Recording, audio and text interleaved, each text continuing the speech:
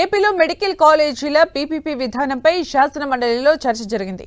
YCP MLC Botsa Satyanarayana, మంత్రి సత్యకుమార్ మధ్య dialogue war నడిచింది.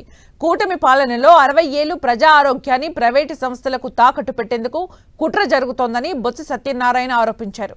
సభలో వైసీపీ నేతలు అబద్ధాలు మాట్లాడుతున్నారని, వైసీపీ వాదనలో పసలేదని మంత్రి సత్యకుమార్ కౌంటర్ ఇచ్చారు.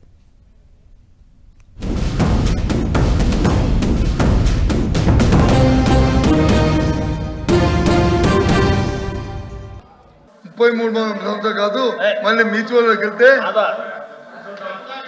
మళ్ళీ మ్యూచువల్ అండర్స్టాండింగ్ ఇంకో 33 అని అంటే ఈ రాష్ట్రంలో 60 సంవత్సరాలు ప్రజా ఆరోగ్యానికి ప్రైవేట్ వాళ్ళకి తాకట్టు పెడతాం.